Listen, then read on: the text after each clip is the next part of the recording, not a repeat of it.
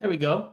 Little technical difficulty there with the microphone. Hello, everybody. Welcome to Miami Total Football Radio, the show, Monday night edition here. Monday night football. Monday night Miami Total Football edition here for you guys. We've got a good bit to talk about between Lionel Messi, between Javier Mascherano, between the last two games that were played since we last recorded. We were not able to cram in an episode between Cavalier FC last Thursday and Charlotte FC on Sunday. So got a couple of games to touch on. There's a lot of other news and updates. Baldassar Rodriguez, officially an Inter Miami player. Inter Miami had a red card appeal, which actually came into play. So a lot of little things to discuss here. Jose Armando is expected to join us momentarily, but as you guys can see, the timing thing was not really my fault. Okay, all right, I'm saying it now. The timing thing was not normally my fault, as you can see. We've got Alonso El Inca, aka Alonso Contreras, in the house, my fellow Peruvian, new residents here on Miami Total Football Radio. The show, Alonso, how are you doing today? I'm doing good, and say hi to all the Inter Miami Football Radio audience. Some technical difficulties made like 2 minutes delay for the show, but we are here to bring you all the information from Inter Miami versus Charlotte match. Tremendo background you have going on there. We've got the last supper. We've got your TV with your Orlando City purple in the background. It's incredible. We've got the comment section coming in. Thomas says Alonso is back. Jose and Andrea got red cards. Kabir says Inter Miami's playing really good. Roberto says Alonso with the salute. Battered Heron, our friend Chris says Radio baby. And Mike V, of course. Más atrasado que risa de sordo. There we go. So the comment section's alive and well. Of course, if you guys are tuning in live, thank you for doing so. If you listen to after the fact, also thank you for doing so. We're going to jump right into it because there's a lot of topics, and I have a lot of sound bites and clips to share with you from the last few days. Alonso, we have to start, of course, before we get to the games that happened, the game that will happen this week in the CONCACAF Champions Cup. We have to just talk about Lionel Messi. We have to dive into it, and I know it's been a repeated topic, but when it comes to Inter Miami, it's the first topic anybody talks about. It's the first question that anybody asks. That's what you go to the stadium for, you know? It's what most people, not most, it's what a lot of people go to the stadium for. A lot of people walk away as soon as he gets up. So. And I will share this anecdote. After the game on Sunday, I went to go eat La Granja, which if you're in South Florida, you know that is a Peruvian rotisserie chicken place, or you probably know that. Maybe you don't know that. Very good. I went with my family after the match, and we came across a family of four. Probably a couple in their early to mid 40s, and they had two small boys, probably no older than 5. And they were all in their Inter Miami gear. The kids were wearing Messi jerseys, and obviously my family was wearing Inter Miami jerseys, and they started talking about the game, and they expressed that they were very, very disappointed that Messi did not play in the game. They drove all the way from Winter Gardens, my friend, so around your neck of the woods, and they were my neighbors. They were very disappointed not to see Messi. So we'll talk about the whole thing here. But Messi did not feature in last Thursday's CONCACAF Champions Cup first leg against Cavalier FC at home at Chase Stadium. A game Inter Miami won 2-0. And then he dressed, but he did not play in a hard-fought 10-man 1-0 triumph over Charlotte FC, again at Chase Stadium in Fort Lauderdale. Alonso, we haven't really talked a whole lot over the last few days in our beloved WhatsApp group with Andrea and with Jose about your thoughts on the whole situation. So I want to hear your thoughts. What do you think is the situation with Lionel Messi? Because officially, he's not injured officially. He just has una sobrecarga. He just has a muscle overload, muscle fatigue. So you tell me what you think from the outside as to what's going on with Lionel Messi here in the early days of the 2025 season. I mean, they are lying in our faces, because in overload is 3 days. I mean, you don't have to like be a doctor, but when you're tired, you rest and then you come back. It's not like according to Mascherano, it's an overload, sobrecarga. But they put Messi everything worked perfect. They put Messi in the roster, okay? So we don't question Mascherano why he's not available, okay?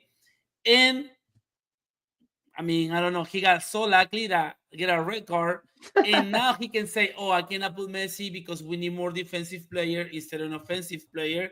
But come on, if you put Messi, people are gonna worry about it, especially when you have Charlotte attacking, Ayeman and Saha. You need Messi face to like, hey, we need to be careful because one play with Messi is another goal. But I think he got a perfect situation that he can be excused to say, at the moment with 10 men, we don't need an offensive player. We need a defensive player. With this Messi, it's like a soap opera, like a Turkish soap opera, because it's a never-ending situation. Yeah, that's funny that you say that. Really quick side note, because some people might not get the reference. For some reason, Turkish soap operas are incredibly ridiculously long. They never end. There's like, just when you think it's over and the main story is done, no, boom, there's some other story or some extended angle. For some reason, I don't know why. I don't know why it's a Turkish. And a lot of full of drama, Apparently, Alonso watches a lot of telenovelas here. That's fine. That's fine. No problem. No problem. But it is like I agree with you.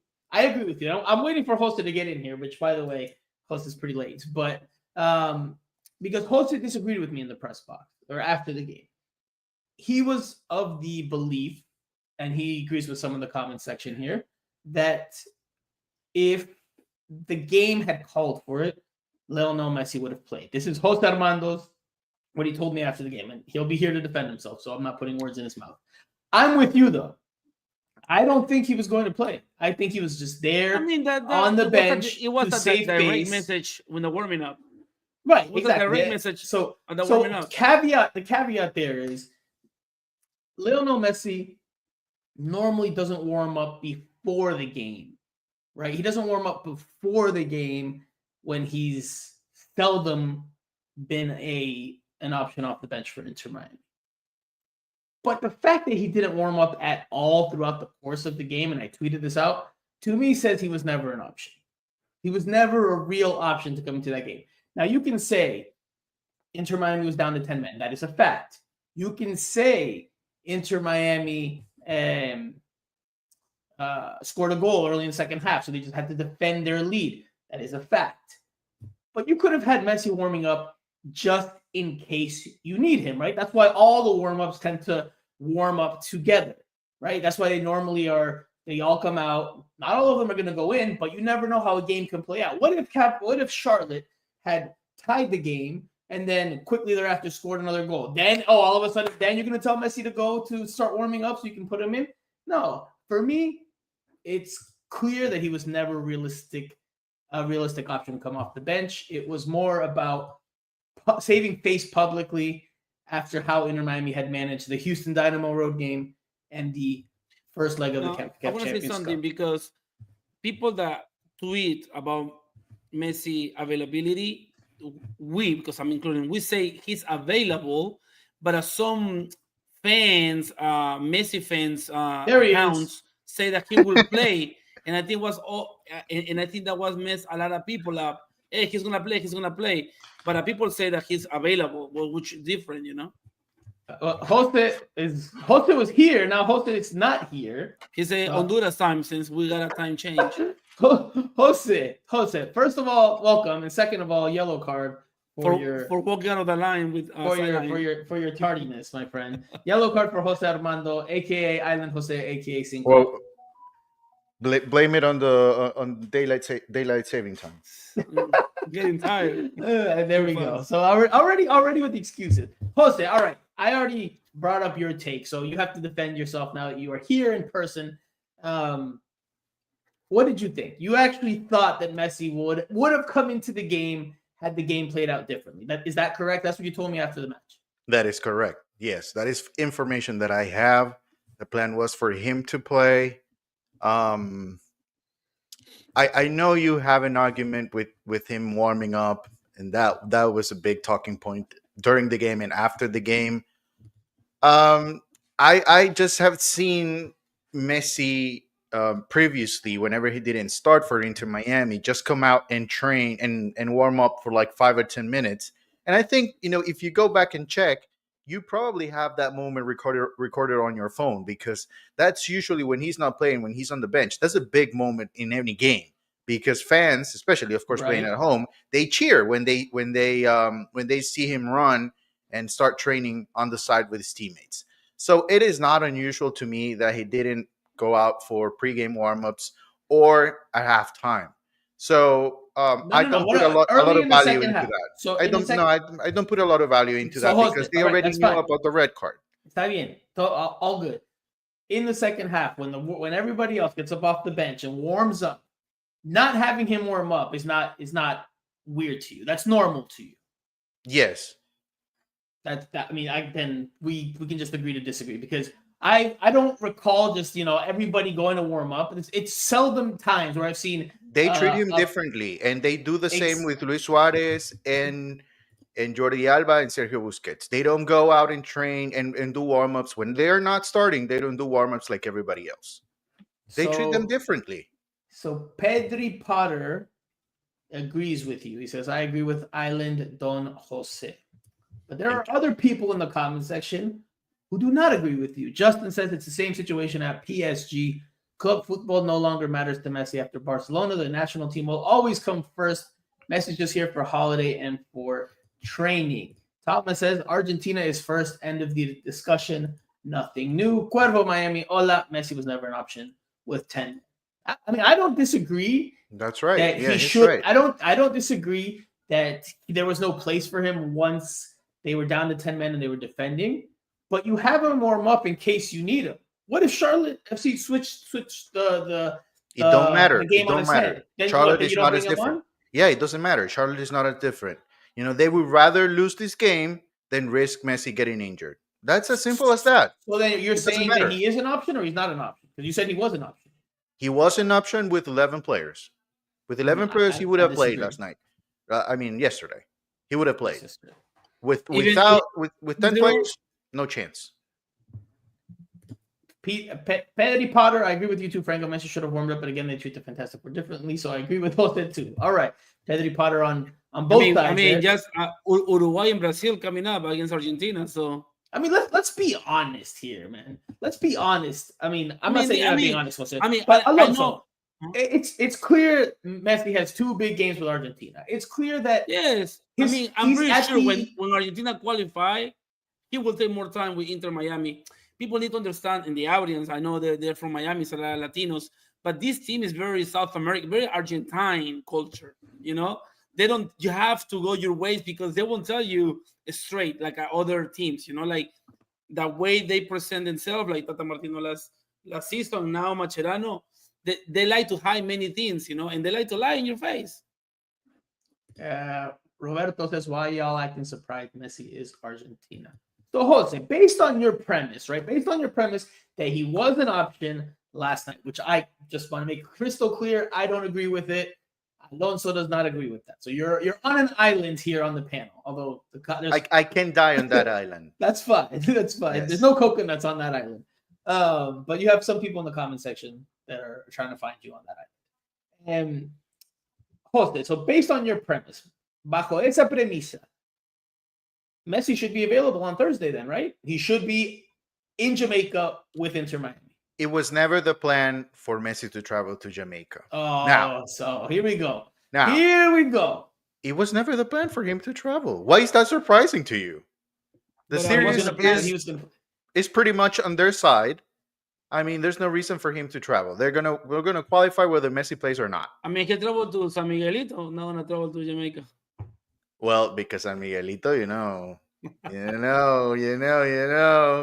there was money involved for Inter Miami playing in San Miguelito. Right now, for Inter Miami playing this CONCACAF competition, at this point, it's just another game. So, look, I would say, because of the fact that he was not able to play yesterday, there's a slim chance he will travel to Jamaica. Slim chance. But I don't see him traveling. Now, if he doesn't play over the weekend, then, that's a little bit different. But from what I've heard, the plan was for him to play against Charlotte. He wouldn't travel to Jamaica, and then he'll play again over the weekend in, is it Atlanta? Yes. Atlanta. Yes. So that was initial plan. Now this changes a lot. And you look, I know it's hard to believe into Miami. It's very hard. And usually I'm not on this side, but I have information. And I trust that information. So I'm usually on your side in this type of conversation. I usually believe, there's something fishy going on. But at this point, I think, from what I've heard, Mascherano is not lying to us. And there's an element within the game, an element of risk if you bring him in with 10 players and playing by himself at the top. There would eventually be a long ball that he needs to chase. So Messi is incapable of playing in a game where his team's down to 10. Is what you're telling me. That's what you're telling me. In this particular scenario, yes, it's a risk. But I mean, so wait. Mascherano's lying to you because it's not overload. Alonso, hold on.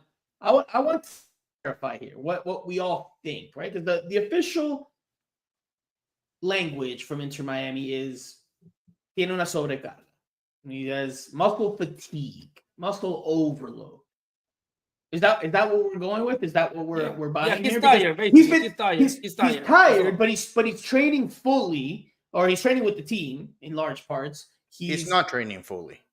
So that's why I took it back. He's training in large parts with the team, but he's not injured, but he's suffering from fatigue, but he's able to play, but not play if it's 10 men. It's very confusing to keep track of his limitations here. It's pretty confusing, man. It is not. What happens when you play with 10 men? What happens? There's more room to cover because there's one guy missing, right? That's fine. That's not what I'm saying. If you look for any counterattack situation playing with 10 men, how many players usually move forward? The game fit him. I'm not saying the game fit him. The game changes. That's not what I'm saying. No one is saying here that he needed to be in this game because the game called for it. What I'm saying is it would have been normal to see him warm up. It would have been normal to see him calentar with the rest of his teammates for the possibility that the game flips on its head, that all of a sudden Charlotte scores 2 goals and they're up 2-1. And it's you need not as important. You believe you're treating this game like it is the Champions League quarterfinal. This is a meaningless game in an MLS regular season. This is meaningless. Inter Miami won 1-0 and they are nowhere close to play. Means nothing. Means absolutely nothing. And if you compare it to risking an injury for Messi, it means absolutely nothing. Nothing. So this is what Mascherano said about Messi not playing, which again had to do with the game itself. Bueno, la realidad es que en el caso de Leo, quizás teníamos pensado en algún momento del partido darle minutos, pero como se dio el partido, con un hombre menos y llevando el tiempo que lleva sin jugar, creíamos que lo mejor era preservarlo y no arriesgar en ese caso. Okay, so to translate that quickly for those that don't speak or understand Spanish, he said that they maybe had the idea to put him in and give him some minutes, but with the way the game played out, that was not the case. They didn't want to take any risks down to 10 men. So, based on the premise, again, that the idea is to give him minutes at the end of this game, he should be playing on Thursday, right? Like, why would he not travel on Thursday? Explain to me why he would not play on Thursday. Because Inter Miami's up 2-0. So what? So he can't go and play and help defend that that lead? Or what if that game gets difficult for them? So he can't be available. He can't travel. Why can he play on potentially on Sunday, but not on It Thursday? happens all the time in the CONCACAF Champions Cup. All the time it happens. Whenever a top team, whether it's in Mexico or MLS, goes to the Caribbean or Central America, usually they play the away game as the second leg. In the first leg, when they usually go on the road, and you can check the stats, it happened this year as well. Cruz Azul did it, Monterrey did it. Every game from Liga MX or MLS, they do rotation when they go on the road because they have enough to win those games. Okay. Whether it's okay or not, it depends on the end result. You know, you've it happens all the time. You're officially drinking the Kool-Aid, my friend, because all of a sudden now Thursday game, it's in the bag. They're up 2-0. How come Suarez has played every game? Busquets, Jordi Alba minus the game he missed in Champions Cup. There's a risk with Messi. There is a risk. There is a risk. They never said Messi will start. There was never a guarantee.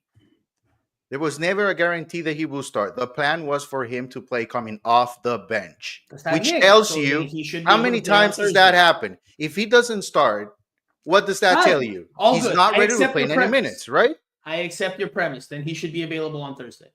Okay, then. But listen, when it comes to Thursday, there are other elements aside from his fatigue that can come into place. Well, look, a lot of what this comes down to, that's just the reality. You touched on it, Jose. And obviously it's one of the words here in the title of this week's show is transparency. And Inter Miami has been anything but a beacon of transparency since it started in 2020. They hide injuries. They're very ocultan las lesiones. They're mysterious about a lot of them.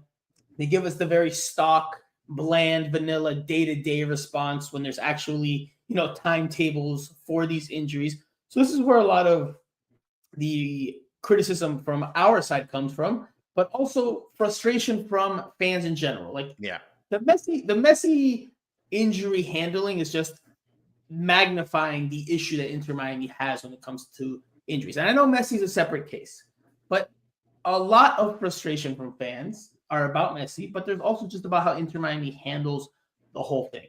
And look, this back here, if you can see my board, it says change your rules MLS, because that's where it starts.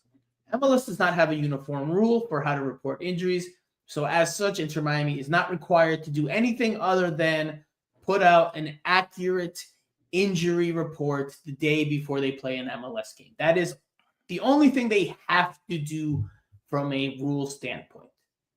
Now, they still say a lot of crap in the day-to-day.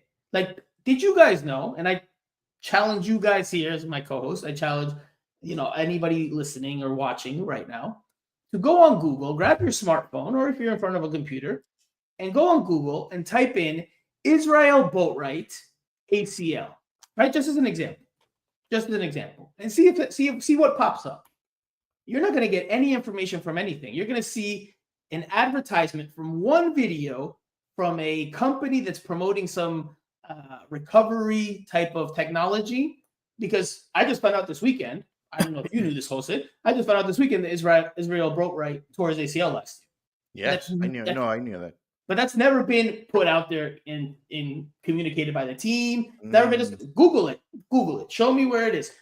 And he is under a first. How did team I know contract. that then? He is under a first team contract. He's under a first team contract. Look at it. If you find it, I will stand here and say I'm wrong. But I did it, and I didn't see anything that says Israel Boatwright ACL tear or ACL injury. Nothing, except for that YouTube video that has nothing to do with Inter Miami. So that's where a lot of the frustration comes from. There's people that come from far to watch Messi play. Look, there's no guarantee that someone's going to play just because you buy a ticket. Should Inter Miami be a little more forthcoming about it all instead of playing coy? I think so. Maybe we're headed in the right direction because the tone changed last week. I'm going to play you the two clips. Mascherano talking about Messi before the Cavalier game and whether he would play or not. And then a few days later, after a lot of public backlash from fans and a very frustrated public, there was a different tone for Mascherano as to Messi's availability for the weekend game against Charlotte FC. So let's listen to Mascherano on Messi before Cavalier. Bueno, las probabilidades son como el resto de los jugadores. Vamos a ver si qué decisión tomamos mañana. A día de hoy todavía no tengo confirmado 100% el equipo. That was before Cavalier FC. Now this is before the game against Charlotte. Está mucho mejor, como siempre digo, y sobre todo en la previa de partido de MLS, que tenemos todavía un entrenamiento, lo vamos a evaluar. Somos optimistas que si va todo bien hay posibilidad de que esté convocado, así que vamos a ver. Lo que pasa es que falta un entrenamiento y no, obviamente nunca me arriesgo cuando hay entrenamientos por hacer. Completely Much different better. talk.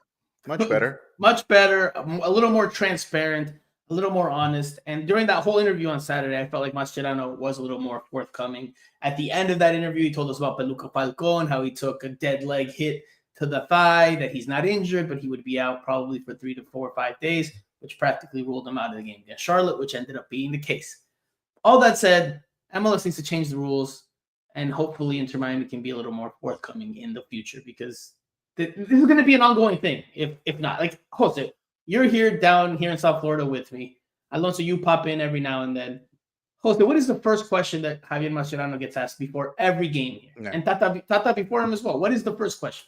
We always asked about Messi, his injury, if It's he's always, available is he or healthy? not. Is he going to play? Is he available? Even That's when always the he's first healthy, you know, Yeah, even after first question. playing, yeah. Even the way coaches, they ask about Messi. All right, so we'll switch gears because there's a game to talk about, and it was a game that maybe wasn't jaw-dropping or get your butts out of the seat type of game in terms of the score. It was a 1-0 game with Inter Miami defending with 10 men for more than a half. There's a lot of nuggets to talk about in this game. En términos futbolísticos, bastante riqueza. So Inter Miami goes down to 10 men in the first half of a very even game. Not much from either side. Oscar Ustari's called for a red card for tripping. I think it was Zaha on a one-on-one, what was deemed a one-on-one opportunity there in the 38th minute. Sent off, he clipped him, sent off straight away with a red card. Rocco Rios Novo came on to make his MLS debut, and Inter Miami found a way to grind out not only a clean sheet, but a 1-0 victory, thanks to un golazo from Tadeo Allende, assisted by Luis Suarez. Alonso, you've been quiet, so I will start with you. What did you think about the game? What do you think it says that Inter Miami was able to get the 3 points without Messi, playing down a man, and again on short rest? I mean, sometimes to get results, you need to learn how to suffer. And Miami understood what suffer means because it was a definition that hit the post by one of the Charlos forwards.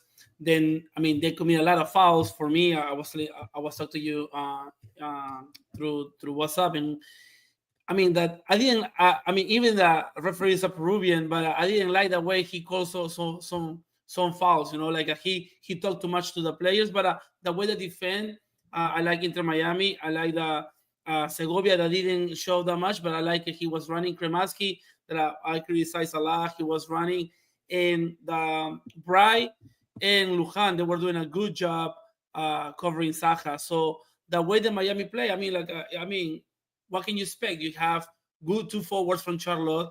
You have to part of the bus in order to bring the result up, you know? Thomas says that Zaha got locked. Kabir That's says right. Inter Miami is going great. Alexi equals Zaha equals Vinny Jr. crying all game. And Bright did a good job marking Algeman as well, even though he's like 6'8", 6'7", I think. Cuervo Miami, this team defends much better than last year. Hosted from a collective standpoint, what do you think about Inter Miami's ability to get the job done? Not only, again, get the 0 on the board, be able to see the game through on the defensive side, but to also win this game. No, well, I think the defensive effort was the main thing here. I mean, they got lucky. They did score a beauty of a goal. It's an amazing goal. It will probably stand in the top 10 for the year, for Inter Miami. But it is all about the defensive effort. It is all about the defensive effort. I mean, if Inter Miami, let's say for some reason Allende is late to that ball and he doesn't get a hold, or a pass from Suarez, it's not there. This is probably a scoreless draw, or they end up losing this game. They only had the one chance in the second half. So they were effective, and I guess that's all we can take about it offensively. But defensively, everybody did a solid job. And I think it goes to, some things that Mascherano has been able to share during the last few weeks. And also some of the defenders as well. I think it was Ian Frey who said, like, there was a little bit more emphasis on working on the defensive side. And I remember a few weeks ago, we were, I don't know if they were late kicking us out of practice, or they just started earlier. Some of the drills that they do, like right after the warm-ups. But we saw two groups. We saw Messi and Suarez and the big names working on one side of the field on finishing. And then we saw, for the most part of the group, on the other side with Mascherano having a conversation, working on the defensive side. It's going to be challenging for Mascherano, because this league, and he knows this because he talked about this during the press conference, is built on scoring. And he wants to go against that. And he believes he has the tools to go against that. So it is going to be a challenge, but off to a good start with this game. This game is a testament to el manejo de Javier Mascherano. This game is an example of what this team's identity is under Javier Mascherano. They were able to grind it out, defend, stay committed, stay organized. Did they, have to suffer and manage certain moments there and maybe have a little bit of luck? There is the shot, like Alonso said, that kisses the left post there in the second half. And there's a couple of headers as well that were not put on target, that maybe in a different circumstance could have been. Yes, but Inter Miami found a way, and they found a way with 10 men and without Messi, and it's against Charlotte FC, who's no slouch there in the Eastern Conference. But the defensive side, in my opinion, it doesn't relate to Messi's absence. It goes above that, because usually when we talk about Messi not being available, it's because the team couldn't win because they were not able to outscore the opponent. But this time, and we know Messi defensively does absolutely nothing for this team.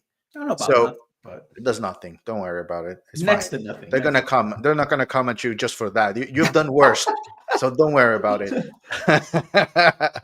I think the defensive effort. I completely agree with Alonso. I think Yannick Pride played a solid game in the middle. It was an outstanding. Some positive words from Yannick Pride from you.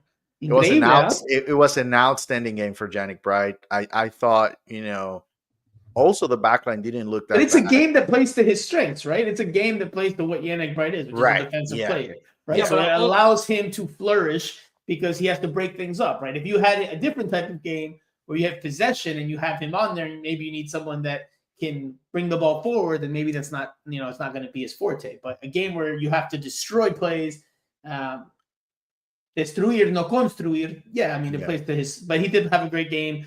Gonzalo Lujan had a good game. Ian Frey had a great game coming off the bench, which, by the way, he was able to play thanks to the appeal that you said was pointless. So without that appeal, pointless. He was not in the starting lineup. That's true. But yeah, he did come off. He was used. You're welcome. No, you're welcome. He was used. And Ian Frank got lucky because el árbitro was too much condescendiente, and he talked to him like 2-3 times, and he couldn't get a card too, man. Come on, man. No. Thomas says, Jose switching up on Bright. Alexi says, Jose talking about Bright eyeball. You tiene fama acá, Jose. Island Jose has fama. People are not listening. Being pro Yannick Bright. People are not listening because I always said he was a good player, but I just never, and to this day, I would say he should never start he should never, never, ever, ever start on Busi's side. If Busi's available, Busi plays and Yannick Pride sits no matter what. And that was my initial point, and that remains my point to this day. Now, if we talk about Fede Redondo, it's a different story. Nobody ever made that argument, Joseph, for the record. Now, yes. Before we get back to the defensive thing, because I want to talk about the first half. I have one thing about the defensive thing. Well, we're going to get back to it. We're going to get back to it. Because I have one thing, yeah. The first half was pretty horrible. The first half, like that ginger ale, was horrible. There were no chances. There were very little chances for either side. Neither team could create. The game was just kind of stuck there in the middle of the field. Whenever they did get to the opposing ends, defenses were stout. The attacks were lacking.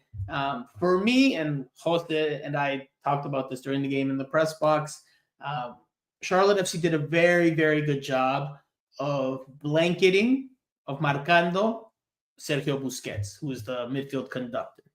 And with Busquets not able to get on the ball frequently, Inter Miami resorted often to just long balls. Long balls. And it didn't work. It didn't work for them throughout much of the first half. The times that they had moments were when they won a second ball, right? They won a 50-50 and the second ball came to them or they won it. And then they started building from there. But it was long ball after long ball. Ian Frey said after the game, when I asked him, he's like, our game plan is never to play long ball, because I know Jose was insinuating that to me that, maybe they do play long. But it's clear that this team is different. It's clear that this team, this group, this identity is different than what we saw last year with Tata Martino. Tata Martino was like possession-based, death by 1,000 touches, try to almost walk inside the goal with possession. This team is a little more direct. Yes, they still want to be the protagonist. Yes, they still want to build out, but maybe they're a little bit quicker. They're not so patient with it. They want to be, all right, let's go through our lines, but let's go through our lines quickly. And let's find Tadeo Allende down the right wing if he's, if Messi's healthy, or let's find Jordi Alba down the left side, or then we'll find Luis Suarez in the middle. That's what you see from this Inter Miami. Now, going back to the defensive side of things, Mascherano has left his stamp early, man, because they played 2 home games in MLS regular season, down a man, and they've gotten a draw and a victory out of those games, which is a testament to team character, spirit, fight, and also taking on his idea. And both with 10 men. That's what I just said, Alonso. Yellow card for you. Yes. Yellow of a yellow. For not listening. Yes. No appeal. But I want to listen to Mascherano post game, because he said some things that are very interesting. Because Inter Miami, like Jose, like we know, Jorge Mas talks about being an attack-minded team and being protagonistas, which again, not saying Inter Miami isn't that. No, they're not that. Right now, they're not. No, but it's clear that under Mascherano, the focus for him, la riqueza futbolística, like he finds richness in the defending, not necessarily in the attacking. And he said it on more than one occasion post-game. So let's listen to him first on winning the game in this manner. He said there was nothing better than winning a game like this, and even compared it to a goleada, like a game where you win by a lot of goals, and said that this is better than that. La sensación, creo que no hay mejor sensación que ganar así. Obviamente que a veces cuando el equipo juega bien y marca muchos goles, todos estamos contentos, pero yo le doy un valor grandísimo al esfuerzo que han hecho los jugadores, a cómo se han brindado y sobre todo a la organización que tuvimos defensivamente. Es decir, más allá de que la segunda parte le dimos la pelota a ellos, salvo algunos centros que bueno, por la altura que tenían ellos, terminaron generando, no sé si situaciones claras, pero sí algunas aproximaciones. Teníamos la sensación que estábamos comprometidos, estábamos confiados en cómo estábamos defendiendo y no hemos pasado demasiados sobresaltos. Jose, what do you take away from his analysis and him saying that he likes winning a game like that, knife between the teeth, grinding it out, gritty, as opposed to blowing a team out with beautiful soccer 5-0. Well, that's just him being honest. I think that's Yeah. the way he sees the game. Whether Jorge Mas likes it or not, I think what really matters here is if Messi is okay with this, and I think Messi's fine with it as long as they keep winning. When they stop this stretch, then they might start thinking about going the other way. But as of right now, I think it's fine. And the one thing for me as well that I think we shouldn't remember is just the season is just getting started. So we're gonna have to see different approaches from Mascherano to the game. Sometimes he's gonna have to be aggressive, and sometimes he's gonna have to be defensive minded. He needs to go on the road as well and play solid games. I think that's the challenge in MLS. Did they not do that against the Houston Dynamo? The Houston Dynamo, please come on, man. I mean, The Houston Dynamo is not a test for us. We can. Oh, you sound like Alonso, brother. You sound like Alonso. Yes, it's a very Alonso-like comment. Yes, like Alonso, you want to suit up and play against the Houston Dynamo? We might still get a contract. You never know. I'm telling you, man. You played, so I mean, I think you still have a chance if you want to test out in the Houston Dynamo. Go to tryouts. Alonso played PlayStation. But I look. I think he's being honest, and he's right, by the way. You kind of have to go through this type of games in the season. Sure. Not everything's going to be 3-0, 4-0, 4-1, and not every time you're going to be, over the team. It's completely normal for Inter Miami to take this approach, especially without Messi, and it worked out. So you just can't complain about it right now if you're an Inter Miami fan. My question for you two and for the Miami Total Football Radio listeners and viewers is, I don't have questions about the defensive side under Mascherano. Are they going to have their breakdown here and there? I don't like Mascherano's strategy, for example. I think he's too defensive. That's what I was going to ask you. So defensively, I think Inter Miami, this is going to be their identity. They're going to be tough to play against, tough to break down. Sure, they're going to have breakdowns eventually because it's not the same type of talent on the back that there is up front. But this team's going to be better defensively than last year. Yeah, but I don't think this is their style, though. No, I mean, I think the style we have. I have questions about the attack. Now, when Messi's there, of course, everything is going to be that much better because you have Diaz pulling the strings. But in terms of the ideas, have you liked what you've seen up until now from Mascherano on the attacking side? Do you like the ideas? Like you said, Houston Dynamo, not a great level up of opponent. Charlotte was a better test, but el partido se desnaturaliza. The game becomes, it breaks, right? It's not natural anymore once they get a red card. Right. New York City FC, same thing, red card. So it's been hard to analyze Inter Miami's attacking performances, given the level of opposition and given how the games have played out. So, Alonso, I will go to you first. You said you don't like the defensive strategy because that's fine. Everybody has their ideas of how the game should be played. But if it's effective, then that's what matters. But have you liked from the attacking side what you've seen from Inter Miami under Mascherano so far? He being honest. What can he tell Messi? He even said in a press conference, when you have a player like that, what can you tell him? So pretty much Messi managed the offense. In the defensive side, I don't like it because when you have a player like Thomas Avilés and when you face stronger teams, you're going to have a red card. When you have players like Bright, you're going to have a red card.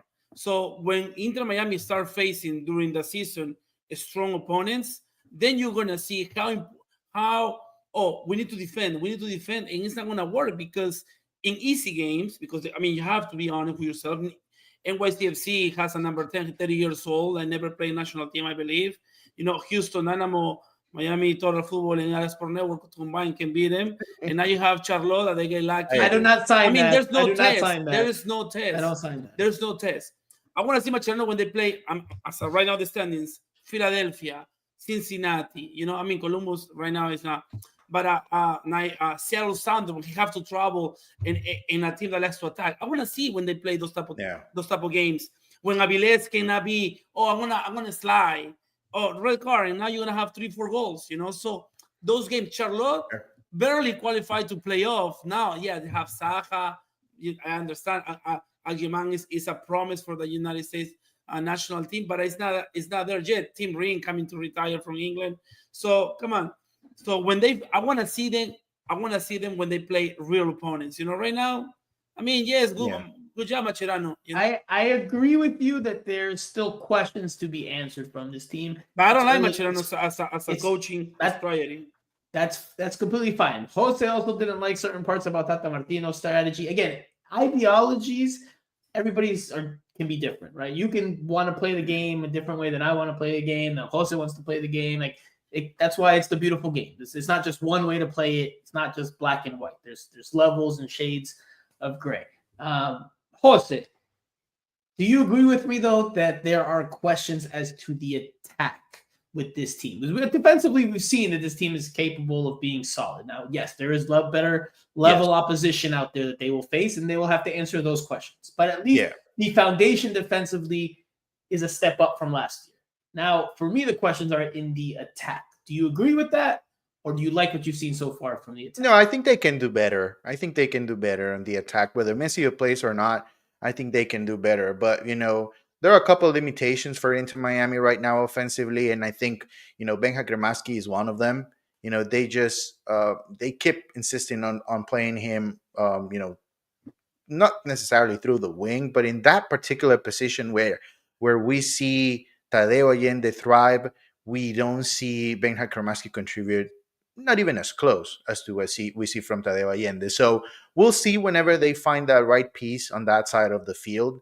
And then the other thing that is concerning to me that relates to the attacking part, but also, defensively, is the fact that how are they going to defend in transition once they, once they really find a team that can really attack them, and, put some more pressure in the middle, take a ball of Bright or Boosie, a mispass, a misconnection, and go in the counterattack game. I think that's one of the challenges that this team is going to face, because when they are set up and everybody's sitting just waiting for the opponent to come, they are good. But in transition, I think they can have some challenges because they don't have a lot of pace in the back line. If you go through almost all of the defenders that they have, Tomás Avilés is by far the fastest center back they have, and the defender as a whole, really, because no Allen's not no slouch. No Allen's no Cochino. He's not, and Toto, if you play him, 5 games, he's going to be out in the 6th game. Pedri Potter says, what? Now it's too defensive. Last season it was too attacking. What do you really want? So it's a good question. A dynamic team. When you have Jordi Alba, what do you expect to do? The team needs to have a balance, right? Successful teams are usually pretty balanced. And again, going back to the Charlotte game, not in MLS though. Of course, in MLS, the attack is usually the stronger side. But maybe Inter Miami's problem last year that they were not balanced enough. That it was too much emphasis on the attack, making up for the defensive mistakes, and maybe not enough focus defensively on staying tighter, compact. And maybe that's what Mascherano has been brought here to do. There's a lot of criticism for Mascherano. He still has a lot to prove, but early on, he's still unbeaten, and he's off to a good start. But going back to this game, right? Like, if you analyze the game before the red card, which is when the game is at its most normal, its most natural. With Busquets blanketed by Charlotte FC, Inter Miami had no one para conducir. They had no one that could bring the ball forward and start building up the play for them. Again, long ball after long ball.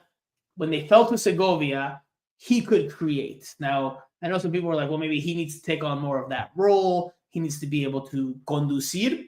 But Segovia is not that type of player. Segovia is a player that creates. He's not a type of player that brings the ball up the field and is going to make the build up. He's a final third player, makes the passes, can dribble at you, combines, etc. But he's not that type of possession-based, knock the ball around and keep the ball moving from side to side and through the lines.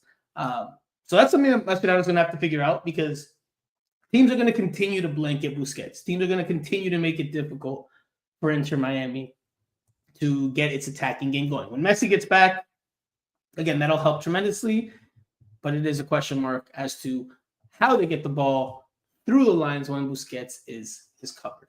But I mean, come on, that's not a big deal. I mean, you know how many times Busquets faced that at the highest level? I mean, Busquets, he has always been a very big part of every game that he has played. Did he have a tremendous influence in the first half? Was he amazing? No, but was he amazing? he can have a bad game, they but out can of 500. fix that, right? They can fix that. They coming into the next game, they should find a way to figure that out. Whether you move back a little bit more or you go through the wings and then back to the middle. I mean, those are things. I don't think it's that easy. Those are things that Boosie is very well aware of. That Inter Miami's coaching staff should be very well aware of. You also, I mean, very aware of, like, they have the confidence to go to like to tapar Busquets because they don't have Messi. Because a long ball with Messi, I mean, to his foot, I mean, he can take 2-3 players. Absolutely. That's what I said. When Messi gets there, it opens up things for everybody. But still, they need to, if you're going to try to build up from the back to the front, and you're going to try to avoid long balls, which is what apparently Inter Miami's game plan is, then you have to play through Busquets. And if the opposing team is saying, no, that's not going to happen, then who do you build up? Then maybe you take Yannick Wright off the starting lineup and put Redondo ahí. But then you're weak. Then you're weaker defensively. I think the overall point of what we're getting at here with Mascherano as opposed to Tata last year is, what is the balance like, right? You don't want to be too attack-minded at the expense of the defense, but you also don't want to be too defensive-minded at the expense of the attack. There has to be un equilibrio. There has to be a balance. We'll see if Inter Miami can find that balance, but early days, they're finding ways to get it done. Yeah, I think the value of, the start of the season right now for Inter Miami is defensively they have been able to have some good showings, which is something that was a concern last year. And even coming into this year, when we saw, the players that they brought in, we were not like 100% sold on the idea that defensively they would be better. And yet they are showing it that, even though they have struggled to put the same pair of center backs on the field consistently, they still have find a way to put good performances out there. Sorry, Jose, we're not laughing at you. We're laughing at the comment section, which is always a good time. Mike V says Redondo has the first touch of a Yeti, which is pretty clever. Let's listen to Mascherano. I want to share with you guys one more soundbite with Mascherano when he talks again about the defense, because I think we're going to see a different Inter Miami this year. Maybe when they're up 2-0 in the second half of games, maybe they don't go for the kill if it's a talented opponent. Maybe they, I won't say park the bus, but maybe they drop back and look to defend the lead as opposed to. Yeah, but in this league, it's not. Yeah. Let's just listen to what Mascherano said. We can add from there. This is a healthy soundbite, but I thought it was a very interesting soundbite. A lot of football talk to nerd out. No, es una liga que muy física, que normalmente el 90 y pico % de jugadores, de equipos, tiene un gran potencial de mitad de cancha para adelante, y donde claramente estoy convencido de que la temporada se va a decidir en el aspecto defensivo. Creo que en la MLS los equipos que defienden bien tienen más chances o más oportunidades. Después, muy fácil es decirlo, hay que hacerlo, y a veces el rival también juega y no es tan... Pero teniendo una organización defensiva, creo que achicás mucho el margen. Pero bueno, la realidad es que hay muy buenos equipos, la mayoría de equipos sabe a lo que juega, muy bien estructurados, jugadores de calidad, digamos, todos los equipos tienen 2 o 3 jugadores que hacen la diferencia, y bueno, por eso también es una liga donde hay muchos goles, porque bueno, también suelen partirse los últimos, sobre todo en la segunda parte, los partidos. Bueno, ahí es donde nosotros creo que nos tenemos que hacer fuertes. So Alonso doesn't like that for some reason. No, because the only thing that you can translate to the audience is like the defenders are gonna, contribute if we want to win the MLS Cup. That's it. Because The rest is like this league is well structured, 2-3 players. So the beginning half That's of the beginning half of the soundbite Yeah. is where it's interesting because he says he's convinced that a defense is what's going to be what decides MLS. And essentially, what he's saying is defense will win championships. And then he goes into the over because he was asked about the league in general, his initial impressions. When- He's been when- here. it Then he is goes funny into because- the because it's funny talking the- about Mascherano. When he talks like too much pauses, it's, man, you're just saying things that Por you eso. say as So a player, you know, like you after don't know his- the league. After his initial response, where he said, I think what he believes, this is my interpretation, what he believes that the defense is going to win the title, that the defense is going to be very important. Then he goes into just like the basic stock. Oh well, MLS is a growing league, and they have Like a media attacking training. talent, and it's the stock professional response. But I think it's very telling that he says that he thinks defensively is what's going to make the difference for MLS Cup. Hey, listen, the old saying goes, defense wins championships. No, But, you that know, doesn't. That's the old saying, Jose. That's the Yeah. old saying. No, never mind. Go ahead. Thomas says Mascherano's right. Defense wins trophies. Might Yeah. be. Tell Mascherano when he was playing in Barcelona, the defenders were so good to win championships. You hear that man. from the Playing NBA. Corinthians, man. You're hearing from the NBA. You take that from the Yeah, NBA, from the NFL. NFL. Yeah, probably in the NBA and then NFL. This is different. But I'll tell you what. There's one thing that's a little bit concerning to me when it comes to Mascherano. I get the sense that he believes that his system is better than everybody else in MLS. And he's going to come here and just completely change the approach to the game because his idea is so much better, far better than what everybody else does in the history of the league. Look, one team, whether they have Messi or not, will not change the way everybody else plays. And it is pretty clear in MLS that everybody wants to see goals. And that's why they pay the big bucks to the guys at the top. So Mascherano thinking that he can just come and play defensive minded and be the first and the best team playing defensive minded, it's just something that we don't see very often. That's just that's him telling me that he doesn't know the league. He doesn't know the league. And he thinks he can come here and do things better than everybody else. Roberto, It's a problem. Roberto in the comment section has become the conductor of the show temporarily, and he says, Jose, what will happen when Miami can't outscore the opponent? They will not win games. How about that? Atlanta. Tell him to watch round 1, 3 against Pedri Atlanta. Potter, I just think he looks confident in his ideology. Mike V says Mascherano equals Timu Jason Statham. Okay. He looks way too confident for, this early. He believes, look, if we look back, he believes he's at the top of the league, one of the top teams. What happened to my camera? I don't know what happened to my camera. That was Did my hand move dramatic there? zoom in. What's going Oh, on? look at that. I didn't know my camera could do that. That's pretty cool. I have a new camera, by the way. The so. dramatic zoom in. Oh, no wonder. Yeah, that's magical. But he believes he can. He's so much better than the rest. And usually, whenever that happens, that's not necessarily the recipe to success. Time out. I could be looking. And who he played against? Sporting Kansas City, one of the worst teams. Houston Dynamo, one of the worst teams. Cavalier, champion of the Caribbean, but with all due respect to my Jamaicans, República Dominicana. not great.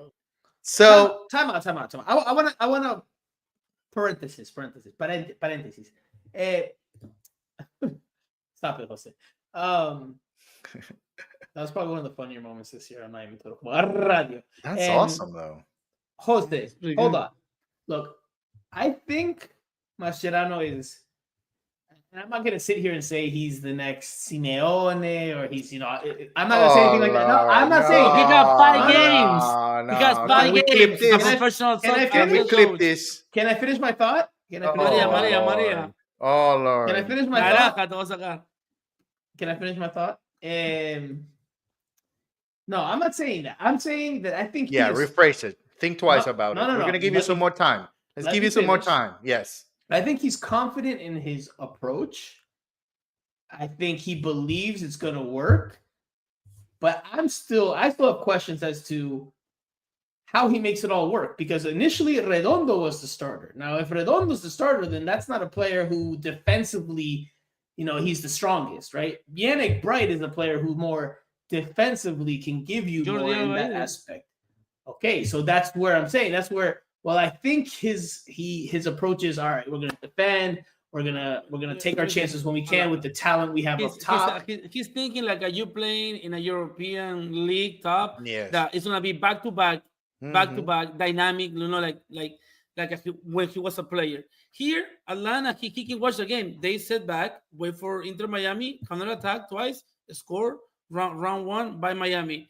So he needs to realize that there's gonna be teams that they're gonna let Miami have the ball, because this is not the time that he played with Guardiola, the possession win games. No, they're gonna have some different tactics that they're gonna let Miami come, and then they're gonna counter attack. I completely agree with that, and I think he's still a very young coach. So, tiene que pagar derecho a piso. He's too young, and he doesn't have a lot of experience. Young, but unexperienced. Yeah, you're right. Unexperienced, yeah. Young unexperienced might be the right word. Yeah. And he's going to have to learn. He's going to have to learn. And I think that's where, he believes so much in the way he sees the game. But, first of all, it never worked anywhere that he coached. Because we don't know Mascherano because of him winning things as a coach. We know him because of what he did as a player. So and a head coach U20 Argentina. Disaster. Right, yeah, it was bad. So I mean, I feel he's just taking what happened right now in the first part of the season. He's putting way too much value into it. I think the opponents are not as big. There are positive signs, but the way he talks in the press conference, it seems like, oh my God, this guy is coming from, Pep Guardiola is nothing next to him. We do the Inter Miami in the World Club Cup, in League Cup, hopefully they play good Mexican teams, so we can also, they can also challenge Inter Miami. But come on. I think starting the next round. I think starting the next round, LAFC, that's going to be a good test. If they move on, they're probably facing Mexican opposition. Also, that would be a good test. LAFC is going to be a good test. But they're playing okay. They lost 5-2. Yeah. I think they have had a very, very favorable schedule so far. Until this point. One point for the defensive side, whereas as good as they've been, one trend or one repeated pattern is that long balls in transition, when they're not in shape, have given Inter Miami some trouble. Yeah. Right. In this game, it's a long ball clipped in behind Thomas Aviles and Noah Allen, una diagonal, that leads to Oscar Ustari rushing off his line, the clip, the red card, and Inter Miami playing down a man. Similar situation in the game against New York City FC. A long ball over the top. Noah Allen doesn't have the best read on it. That forces Thomas Aviles to have to try to make up the space and try to run it, face the attacker, and he pulls the jersey, even if only slightly, and that leads to a red card. So that's already been a slight pattern that defensively, in early days, Inter Miami's not dealing with in the best manner. So we'll see how they adjust that. We'll see how they correct that. Bigger test to wait. But Mascherano, to this point, is getting the job done. And all right, very quickly to switch gears. Yeah, when they put you easy teams. So very quickly, switching gears, Inter Miami will play in Jamaica on Thursday against Cavalier FC in Kingston. It's a sold-out stadium. There is some how many? 10,000 people? Posted, I believe you got a direct message today, as did I, from a Jamaican reporter who wanted some insight into Inter Miami and a lot of the questions, of course, about Messi and whether what his availability is and whether he'll play. So Inter Miami's up 2-0 after last Thursday's home win. They didn't play that well in the first half, right? And this is, again, going back to Mascherano's attacking ideas and the game plan. They didn't play well in that first half. Had Cavalier FC had more talent, more composure, more quality, they probably get at least an away goal. Alas, they do not. And Inter Miami was able to. Inter Miami also got away. Well, they didn't get away, but they gave up a goal. But it went to VAR, and then it was called back for a marginal offside, but offside nonetheless. And then in the second half, they got goals from Tadeo Allende and Luis Suarez. So they have a healthy lead going into Jamaica. Jose, we start with the question I asked you earlier. Simple yes or no? Simple yes or no? Does Messi travel? Yes or no? No. Alonso, does Messi travel? No, because because on the weekend they play Atlanta, the 70,000 people. Suites are like above $10,000, so it's better for him to play in Atlanta than play in Jamaica. So I agree. With Jose that Messi does not go to Jamaica. It's not inside information, just to make it clear that it's just, well, at least on my end, it's just a position on my end. I don't know if Jose is presenting it as information or supposition. Oh, you're asking me? Yes, I'm presenting it as supposition. It's not information on my part. I don't know if on your part it's information. Not as of right now. I'm gonna have to go back and check and see if anything changed because of the Charlotte game. Okay. If Messi does not travel, as the three of us expect to be the case, that he will not be there, Inter Miami has a 2-0 lead. They have another game on the weekend before the international break. Does Mascherano rotate at all, Jose? Yes, I think there will be rotation, but not as heavy, because he just doesn't have a lot. He doesn't have a lot at the time. But I think that there will be some rotation. I mean, Fafa did start training last week. He was not available for the game over the weekend. He might be able to, see some minutes there. But I do expect some rotation. I wouldn't be shocked if Luis Suarez doesn't start also. But not heavy rotation. So what is the starting lineup for this game in your opinion? Oh, that's very tricky. No, it's very tricky. Well, Study's starting because he's not suspended for this one. He's suspended for MLS. Yeah. Obviously, Study will start. I don't know if Ian Frey will start, but I'm guessing, it's a Jamaica game. It's going to be interesting for him going back. I don't know if it's home. If it feels like home, but sort of home for Ian Frey. So he might start. Then, the center backs are very tricky with this team because, all of them are playing. All of them are playing. So I would say the one that might not start would be David Martinez. Well, no, he did play a little bit. It's very tricky. It's very tricky. I think the only one that you can say might not start is probably Luis Suarez, because you're right, you have to give him rest, and also it's an important game coming up in Atlanta. Yeah, I don't know, man. I think he starts. I mean, his personality will say I play every minute, but no. I mean, but look, it's 2-0. You have a comfortable lead, but that could quickly turn, man. Okay, I don't think Cavalier.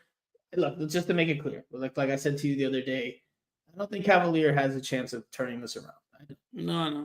So you went from Cavalier losing, by the way, by 4 goals or more, to thinking or even believe that they will score 3 goals on Inter Miami? No. That's what I'm saying. Because they need to score 3 goals. 2 goals would actually take them, they would just make them extend the game. But that wasn't necessarily mean that they would move on. And if Inter Miami scores 1 goal, 1 away goal, then they have to score 4. They have to score 4 goals, and you are thinking that they can actually do that. No. I mean, we'll watch the game at Inter Miami, and Inter Miami was having a bad game. It wasn't like it was they were having a bad game, and I think because they were overconfident. Yes. And I would say the level of players that Cavalier has. We saw it. They're very like they look like any Sunday league right here, like any Jamaican team Sunday league. They look like that. They have They have no technical abilities No, for no, being no. a They professional deserve soccer their player. credit. And I They did try to don't have a have no podcast. technical abilities. They We get did. the ball, No, they hold run on. like crazy. They kick, yes, sometimes goes up, sometimes go to the target, but most of the time goes off target.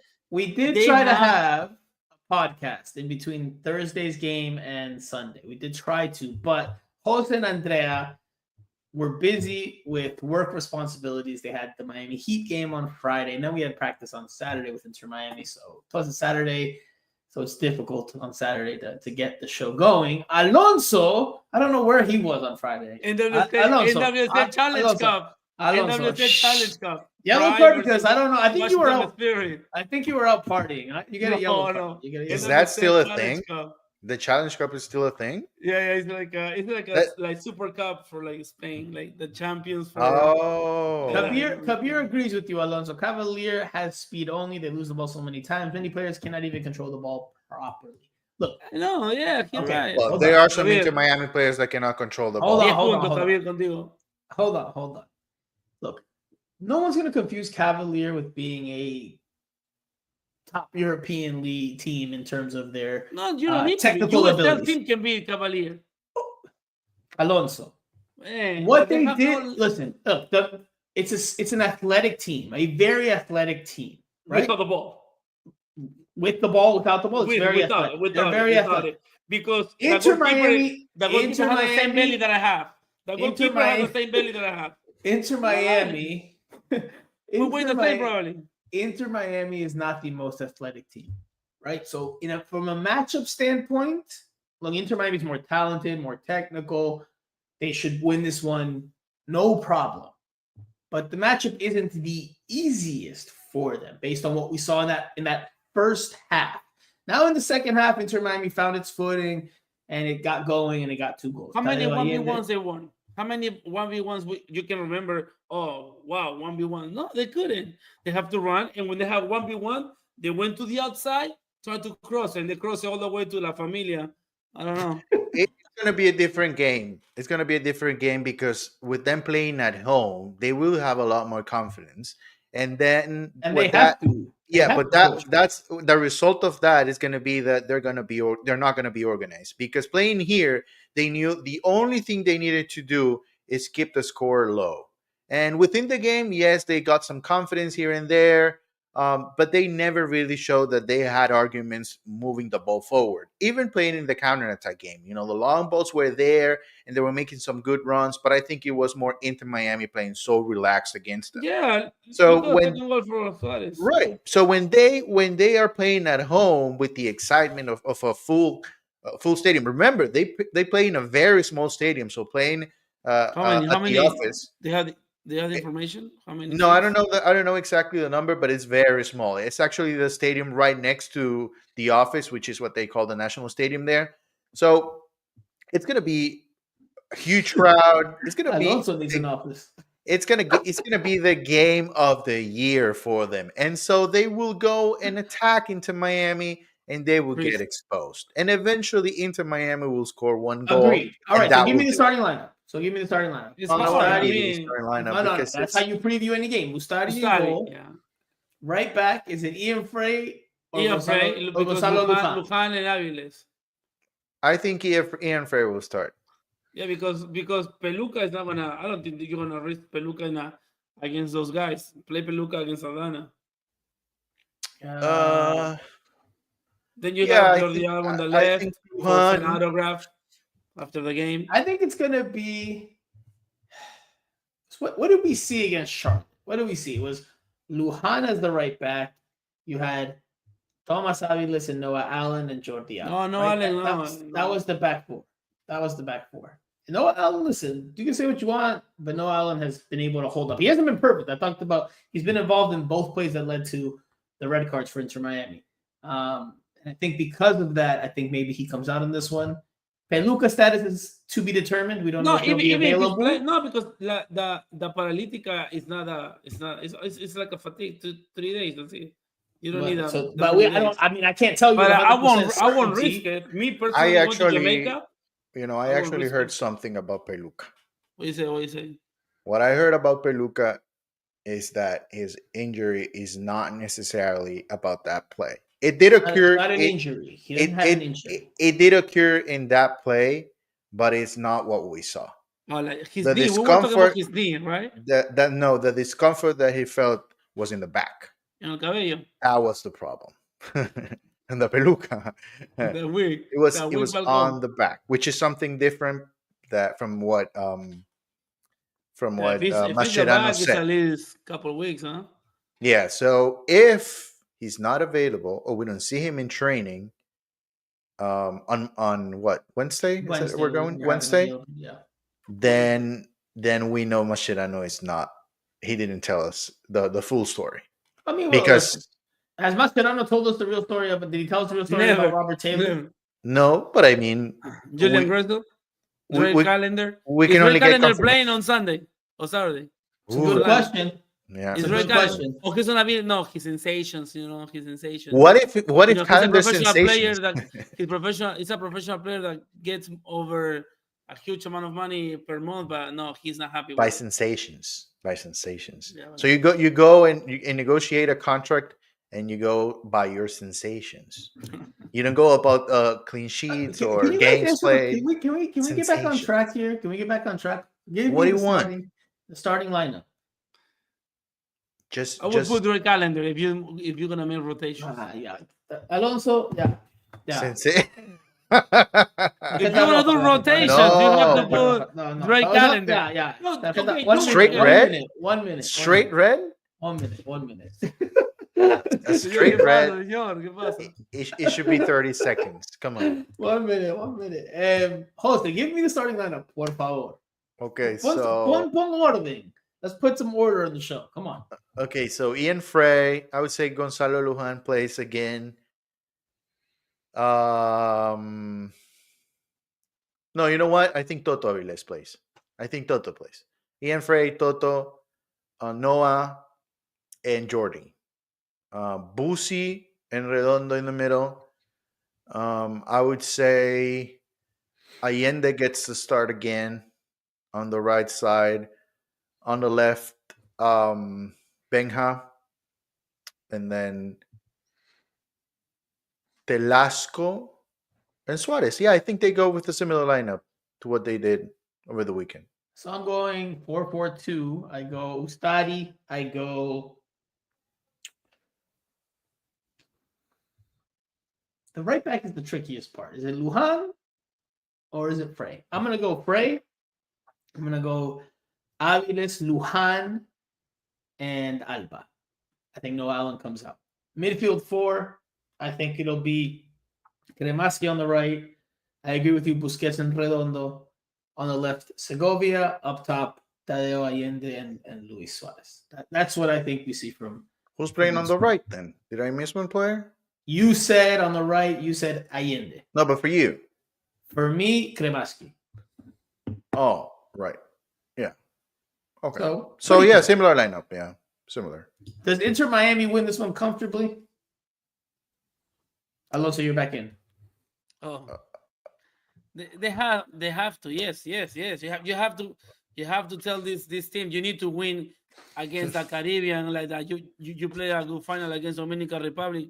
You know, like they need to win 3-0 again, 4-0. They need to play better. They need to play better than they did in the first. Better run. You need to win. It can be like a struggle for this team to face Cavalier. It can't. Come on. Yeah.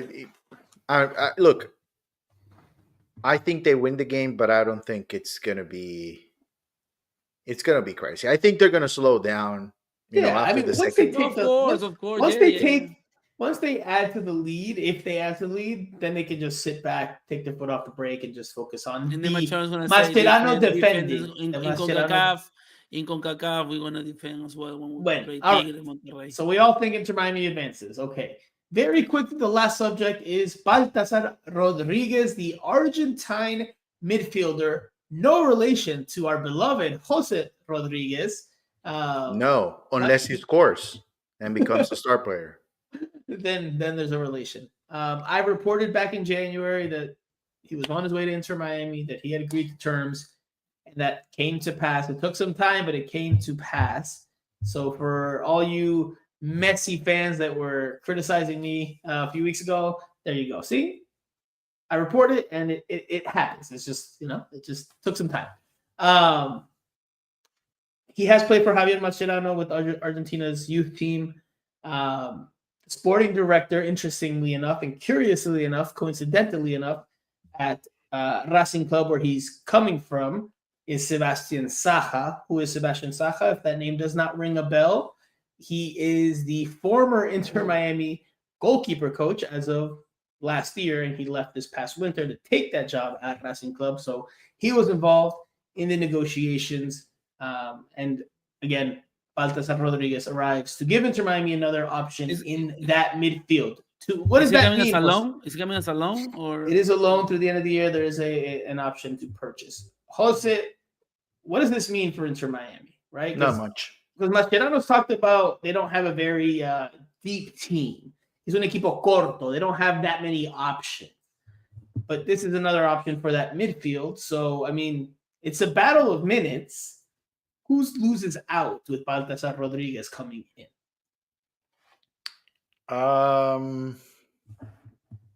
Well, we have to go by passport. So, David Ruiz is your boy. David Ruiz is in trouble, brother. Yes, David Ruiz.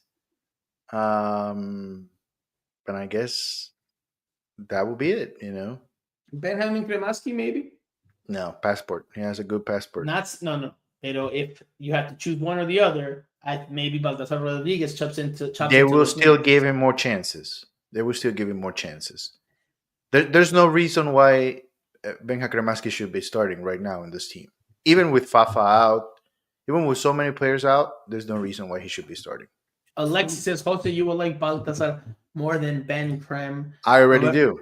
Roberto says, watch Baltasar. He's got talent.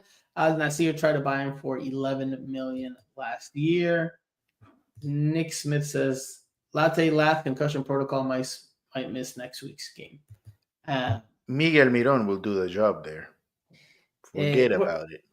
Focus on Baltasar Rodriguez. I think, look, if he's being brought in, he's definitely an option that they expect to play some minutes. Does not mean he's going to be an every game starter. I think he directly competes for minutes with Benjamin Kremaski for like that first midfielder off the bench role, which, yes, Jose, this is not to, rub it in your face, but yes, I do think that means David Ruiz drops down further in the depth chart. David Ruiz can play anywhere on the field. He can be a right back.